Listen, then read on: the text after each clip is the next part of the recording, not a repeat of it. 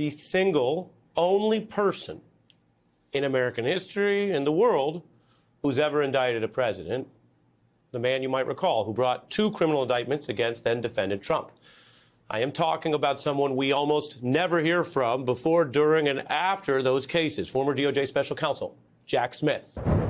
Talking about maybe not following court opinions we don't like, we are lost. The attacks on public servants, it has a cost for our country that is incalculable. The idea that politics played a role in who worked on that case or who got chosen is ludicrous. Everybody who worked on my team was fired. Apolitical people who wanted to do the right thing and do public service. Now, the news tonight made this rare public appearance, and it's with someone you might recognize, a fellow Justice Department veteran, Andrew Weissman, who also, we should note, is an MSNBC analyst. So this is big news, full disclosure, someone we work with, but when this hit, I don't care who he happened to be talking to, it was going to be a big deal because it was his first comments. Okay, so imagine you're on Trump's legal team. You've been arguing for months that Trump had presidential immunity, that what he did around January 6th was protected official conduct, that he can't be prosecuted for actions taken while president, and you think you're making progress, think the legal arguments are working, think you might be able to get the case dismissed or at least delayed indefinitely, and then Jack Smith drops a 165-page bombshell, a massive court filing with new evidence, new witness testimony, new details about what Trump did on January 6th, details about his phone usage, details about what he said privately versus publicly, details about his pressure campaign on Mike Pence, and the filing systematically destroys your immunity argument, shows Trump wasn't acting as president, but as a candidate, shows his actions were personal and political, not official, shows he knew what he was doing was wrong, and suddenly your entire defense strategy is in jeopardy. The case you thought you could win on immunity looks unwinnable. The evidence you thought you could suppress is now public, and you have to respond, have to file a reply brief, but you're panicking. Because Smith's filing is so detailed, so comprehensive, so damaging that you don't know where to start. Don't know how to counter evidence this strong. Don't know how to defend conduct this clearly criminal. So you do what desperate lawyers do. You ask for more time, ask for more pages, ask for any extension that might give you space to figure out a response. And everyone watching knows what that desperation means. Knows it means Smith's filing hit hard. Knows it means Trump's legal team is reeling. Knows it means the evidence against Trump is devastating. But before we go any further, real quick, let's be honest, you can't really trust headlines anymore. That's why we built Pump Politics, to bring you real stories, real context, and no corporate spin. If you want to stay ahead of the headlines, join our free newsletter. We'll send the news straight to your inbox every day. Just click the link in the description to join. And if you just want to support what we're doing, join us, be part of the community that actually cares about the truth. All right, let's get back to the video. Appointing Jack Smith to serve as special counsel. Jack Smith, the special counsel appointed to investigate former President Donald Trump. He's become the first former president ever to face federal charges. Charges are related to Trump's mishandling of documents. So now there's plenty to discuss, both the case history, which there are legal ways he can discuss the parts that are not classified or secret, grand jury, and a president who is taking square aim at his perceived opponents through DOJ powers. The Judiciary Committee is now calling on Smith to go under oath. The filing was unsealed this week, 165 pages of detailed evidence, of legal argument, of witness testimony, of documentary proof, and it's designed to do one thing: prove that Trump committed crimes in his efforts to overturn the 2020 election, that he engaged in criminal conspiracy, that he obstructed official proceedings, that he defrauded the United States. And Smith makes that case methodically, presents evidence in overwhelming detail, shows Trump's knowledge, shows Trump's intent, shows Trump's actions, shows the criminal conspiracy unfolding step by step. And the filing is public. Anyone can read it. Media can report on it. Voters can see it. And that public disclosure is part of Smith's strategy, because even if Trump avoids prosecution through delay or immunity, even if he never faces trial, the evidence is now part of the public record. The American people can see what Trump did, can judge for themselves, can make informed voting decisions. The new witness testimony is damning. Smith cites witnesses who say Trump privately admitted his election fraud claims were crazy, that he knew the claims were false, that he was told repeatedly by his own people that he lost, that there was no evidence of fraud sufficient to change results. And Trump acknowledged that, admitted privately that the claims were nuts, but continued pushing them publicly, continued telling his supporters the election was stolen, continued using those lies to pressure officials. And that private admission is crucial, because it proves Trump's knowledge, proves he knew he was lying, proves criminal intent, because you can't claim you genuinely believed the fraud claims when you privately admitted they were crazy. Can't claim you were just exercising free speech when you knew your statements were false. Can't claim you were pursuing legitimate remedies when you knew there was no legitimate basis for your claims. So Smith's evidence of Trump's private admissions destroys Trump's main defense, makes it impossible for Trump to claim he genuinely believed he won. The January 6th phone evidence is new and significant. Smith has FBI experts ready to testify about Trump's phone activity that day, about when he was using his phone, what apps he was accessing, what he was doing while the Capitol was under attack, and apparently that evidence shows Trump was actively using social media, was watching coverage of the riot, was aware in real time of what was happening, and chose not to intervene, chose not to call off the mob, chose to let the violence continue. And that evidence of awareness and inaction, that's powerful. That shows Trump's conduct wasn't negligent, wasn't accidental, was deliberate, was Trump choosing to let the attack continue because it served his purposes, because he hoped it would prevent certification of Biden's victory. And that deliberate choice, that knowing allowance of violence, that's criminal. That's using violence to obstruct official proceedings. That's exactly what Smith is alleging, and he has forensic evidence to prove it. The pressure on Mike Pence is documented in excruciating detail. Smith shows Trump telling Pence that people will think you're foolish if he doesn't reject electoral votes, that hundreds of thousands will despise you, using threats and intimidation to pressure Pence to violate his constitutional duty. And Smith has evidence that Trump knew what he was asking was illegal, has testimony that Trump said Pence was too honest for his plan, which is admission that the plan required dishonesty, required violating the law, and Trump asking Pence to do it anyway, asking him to put loyalty to Trump above oath the Constitution, and Pence refusing. And Trump then sixing the January 6th mob on Pence, tweeting attacks on Pence while mob was chanting "Hang Mike Pence," and all of that documented, all of that proven with evidence, all of that showing Trump engaged in criminal pressure campaign, used his position and his supporters as weapons to coerce official into committing unconstitutional act. The immunity argument is where Smith really strikes, because Trump's defense has been that everything he did was official presidential conduct protected by immunity, can't be prosecuted. But Smith's filing argues Trump was acting as a candidate, not as president, was pursuing personal political goals, not official duties, was using campaign resources and political pressure, not presidential powers. And that distinction matters, because presidential immunity protects official acts, doesn't protect personal conduct, doesn't protect campaign activity, doesn't protect crimes committed to maintain power. So if Trump was acting as a candidate, he has no immunity, can be prosecuted like anyone else. And Smith presents extensive evidence that Trump's post-election conduct was candidate conduct, was about winning an election he lost, was about personal political survival, wasn't about executing presidential responsibilities. And that evidence, if accepted by courts, destroys the immunity defense, makes prosecution possible, makes Trump vulnerable to criminal charges. Trump's legal team is scrambling. They immediately requested more time to respond, requested more pages than normally allowed, requested every extension possible, and those requests reveal panic, reveal that they don't have ready responses to Smith's evidence, don't have effective counter-arguments, don't have a strategy for dealing with this level of documentary and testimonial proof, and their panic is justified, because Smith's filing is crushing, is comprehensive, is exactly the kind of evidence that convinces juries, that persuades judges, that proves guilt beyond reasonable doubt, and responding to it effectively is nearly impossible, because how do you respond when someone has documented your client's crimes in exhaustive detail, when they have witnesses saying your client admitted knowing his claims were false, when they have forensic evidence of your client's conduct during a violent attack? You can't respond effectively, can only try to muddy waters, can only try to create confusion, can only hope that some argument, any argument, gives you a foothold.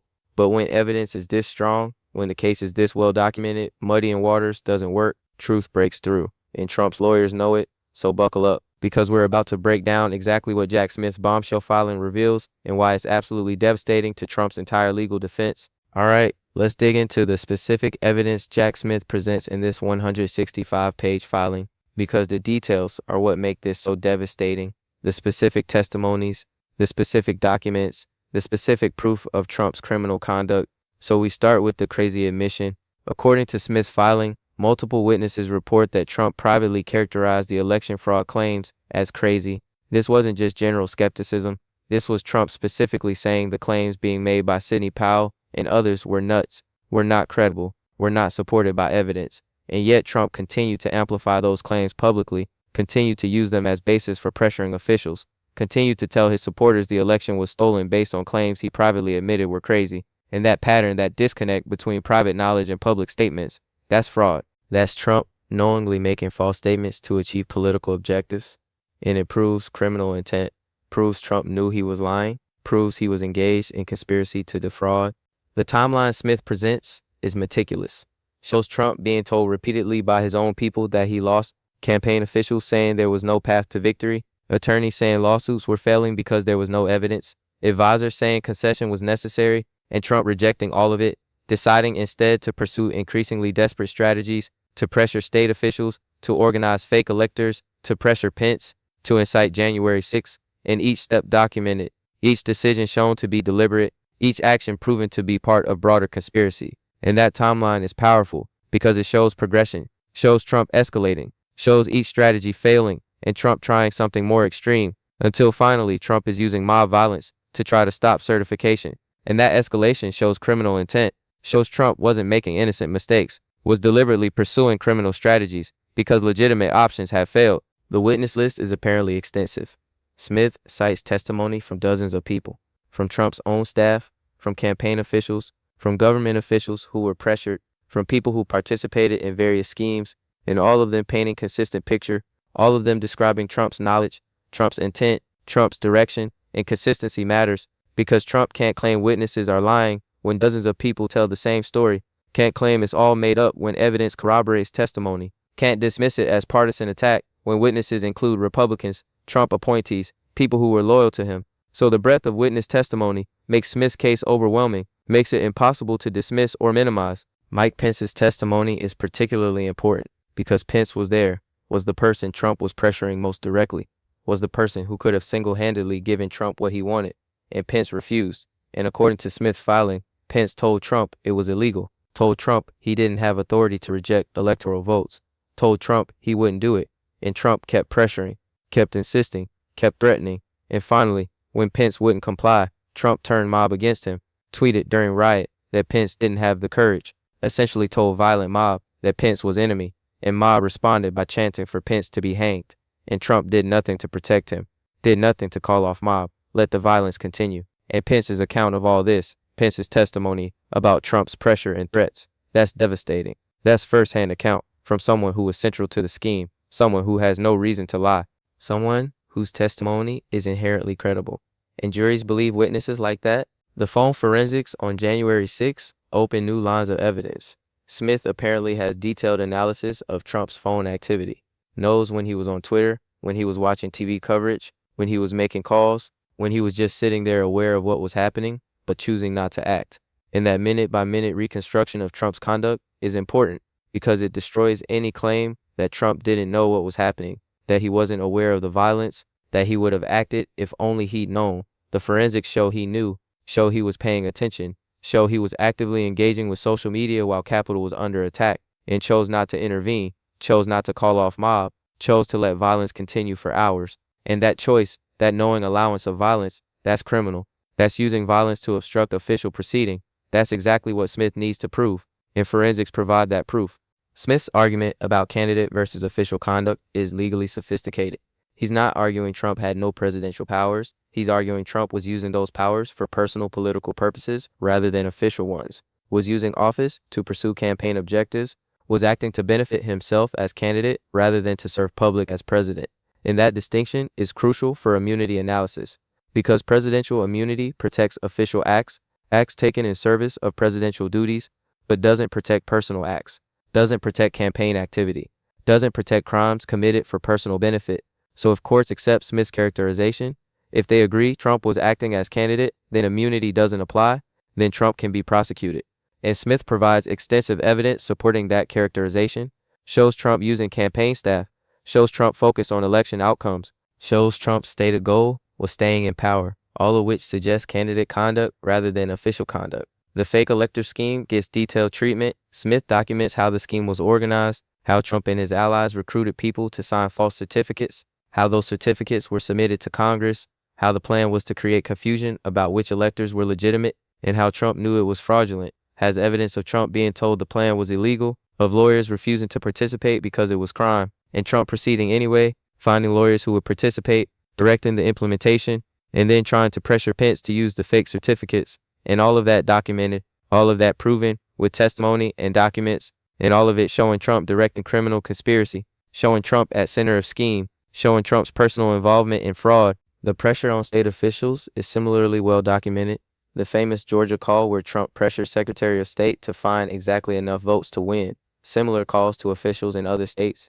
Pressure campaigns using party apparatus, using threats of primary challenges, using public statements to create pressure, and all of it documented, all of it showing Trump using every lever available to try to overturn results, and none of it being legitimate challenge, none of it being proper exercise of rights, all of it being pressure, being threats, being attempts to coerce officials into changing legitimate results. And that's criminal, that's conspiracy, that's fraud, and Smith has it all documented. Trump's public statements are used as evidence of intent, his tweets, his speeches, his statements to media, all showing Trump knew he lost but claiming otherwise, all showing Trump deliberately spreading false information, all showing Trump inciting his supporters, and those public statements can't be defended as protected speech because they were part of criminal conspiracy, were in furtherance of fraud, were designed to pressure officials and incite violence, and speech in furtherance of crime isn't protected, isn't shielded by First Amendment, can be used as evidence, can prove intent and knowledge,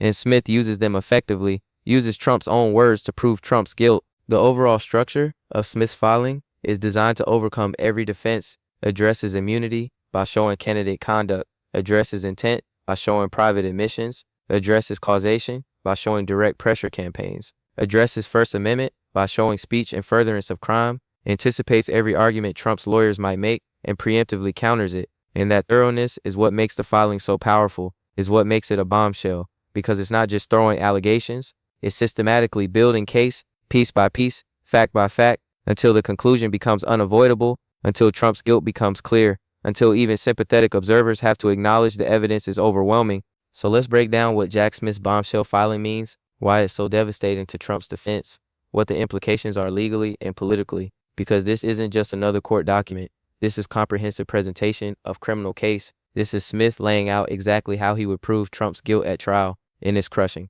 First, the evidence quality. Smith doesn't just have allegations, has testimony from dozens of witnesses, has documentary evidence, has forensic analysis, has Trump's own statements, and all of it consistent, all of it pointing in the same direction, all of it proving Trump's criminal conduct, and that kind of evidence wins cases, convinces juries, persuades judges, makes conviction likely, and Trump's lawyers know this, know that if this case goes to trial, if this evidence gets presented to jury, Trump likely gets convicted. So their entire strategy has been avoiding trial, pursuing immunity, seeking dismissal, trying delay. But Smith's filing makes all of that harder, makes immunity claim less viable, makes dismissal less likely, makes delay less effective, because evidence is now public, is part of record, can't be hidden or suppressed, and public knows what Trump did, even if trial never happens. Second, the immunity implications.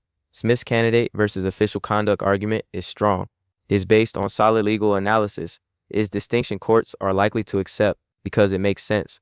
Campaign activity isn't official conduct. Efforts to overturn election for personal political benefit aren't presidential duties. And if courts accept that, if they rule Trump was acting as candidate, immunity disappears, Trump becomes prosecutable, and conviction becomes possible, and that's terrifying for Trump. Because criminal conviction for insurrection-related charges, that's politically and legally devastating. That's potential prison time. That's disqualification from office. That's end of political career. So immunity has been Trump's essential defense, his last line of protection, and Smith's filing attacks it effectively, might destroy it, might leave Trump completely vulnerable. Third, the political damage. Even if Trump never gets prosecuted, even if immunity somehow protects him, this filing damages him politically, because voters can read it, can see the evidence, can understand what Trump did. And many voters care about democracy, care about peaceful transfer of power, care about whether presidential candidates respect election results. And Smith's filing shows Trump didn't care about any of that, shows Trump tried to overturn legitimate election, shows Trump incited violence, shows Trump betrayed his oath. And that matters to voters, costs Trump support, makes swing voters uncomfortable, makes independents reject him, makes even some Republicans question their loyalty. So this filing has electoral consequences, affects Trump's ability to win, affects down-ballot Republicans' prospects, affects whether voters trust Republican Party with power. Fourth, the witness credibility issue. Smith's witnesses are largely Republicans, Trump appointees, people who worked for Trump, people who supported him. and they're testifying against him, not because they're partisan opponents, but because they saw crimes, saw Trump engaging in criminal conduct, and felt duty to report it. And those witnesses are credible, can't be dismissed as Democratic operatives, can't be attacked as never-Trumpers, are Trump's own people saying Trump committed crimes. And juries believe witnesses like that, believe people who testify against their own interests, believe people who have nothing to gain and much to lose by coming forward. So Smith's witness base makes his case particularly strong, particularly credible, particularly likely to result in conviction if it reaches trial. Fifth, Trump's response options are limited. He can attack Smith as partisan prosecutor, but that doesn't address the evidence, doesn't challenge the testimony, doesn't refute the documents, just deflects, just tries to change subject. And voters see through that, see it's not answer to allegations, see it's desperation. Or Trump can try to discredit individual witnesses, but when you have dozens of witnesses all saying same thing, discrediting one doesn't help, just makes you look like you're attacking truth tellers. Or Trump can claim everything was innocent, was him genuinely believing fraud happened, but that's contradicted by evidence of private admissions, by witnesses saying Trump knew claims were false, by Trump's own acknowledgments. So Trump has no good options, can only throw mud, can only hope something sticks, can only delay and deflect and distract, but can't actually refute the evidence. 6. The timing relative to election. This filing becomes public as 2026 campaigns heat up, as voters are paying attention, as races are being defined, and it dominates news cycles, provides ammunition to Democratic candidates, gives them concrete evidence to cite when arguing Trump is unfit, gives them quotes and facts that resonate with voters. It makes it very difficult for Republicans to defend Trump, very difficult to claim witch hunt when evidence is this extensive, very difficult to dismiss it when witnesses are this credible. So timing amplifies political impact, makes filing more damaging, makes a bigger factor in electoral outcomes. 7th, what happens next legally? Trump's lawyers will file a response, will try to counter Smith's arguments, will try to minimize evidence, will try to preserve immunity defense, but their job is nearly impossible. Can't refute evidence this strong, can't counter testimony this consistent, can't overcome documentation this comprehensive, so their response will be weak, will be defensive, will be largely ineffective, and courts will see that. We'll see Smith has strong case, we'll see Trump's defenses are inadequate, and will be more likely to deny immunity, more likely to allow prosecution, more likely to let case proceed to trial. In that sequence, that progression toward trial, that's what Trump fears most, because trial means evidence gets presented publicly, means witnesses testify under oath, means jury decides guilt, and with evidence this strong, conviction becomes likely, becomes almost inevitable. 8th, the impact on other defendants. Because Trump is the only person implicated, Smith filing references co-conspirators, references people who helped execute various schemes, and those people are watching, are seeing how strong Smith's case is, are realizing that if Trump goes down, they might too. And that creates pressure to cooperate, creates incentive to flip, to provide testimony in exchange for leniency, and each person who flips provides more evidence, strengthens Smith's case further, creates cascade where more cooperation leads to stronger case, leads to more cooperation, and that cascade is devastating for Trump. Means even if he maintains loyalty of some allies, others will break, will save themselves, will testify against him. 9th, the historical record. Regardless of whether Trump faces trial, whether he gets convicted, Smith's filing becomes part of historical record, becomes how historians understand this period, becomes the documented account of Trump's attempted coup, and that matters. Matters for how Trump is remembered, matters for how this era is understood, matters for lessons future generations learn, because this filing isn't just allegations, it's documented evidence, it's testimony from witnesses, it's comprehensive case proving. Trump tried to overturn election, and that truth, that documented truth, becomes what history records, becomes Trump's legacy, becomes the definitive account of his crimes. 10th, the bottom line. Jack Smith's 165-page filing is bombshell that destroys Trump's legal defense, presents overwhelming evidence of criminal conduct, demolishes immunity arguments, proves Trump knew he lost but tried to overturn election anyway, documents pressure campaigns and incitement of violence, provides witness testimony and forensic evidence, and leaves Trump's lawyers panicking, leaves them with no good options, leaves them desperately requesting more time because they don't know how to respond. And that panic, that desperation, that tells you everything, tells you Smith's filing is devastating, is comprehensive, is convincing, is exactly what prosecutors need to prove guilt beyond reasonable doubt. And Trump knows it, his lawyers know it, his allies know it, and they're terrified, because this filing might be what finally brings accountability, might be what overcomes immunity, might be what leads to criminal conviction, might be what ends Trump's political career. We'll keep covering every development, every legal filing, every court decision, every sign of whether Trump will face accountability, because this is historic. This is comprehensive documentation of presidential crimes. This is special counsel presenting case that could result in first criminal conviction of former president. In understanding this moment, understanding what Smith has proven, that matters for everyone who cares about democracy, about accountability, about whether powerful people face consequences. Smith's filing says they should, says Trump committed crimes, says evidence proves it, and now it's up to courts to decide whether that evidence leads to trial, whether trial leads to conviction, whether conviction leads to justice. Stay tuned.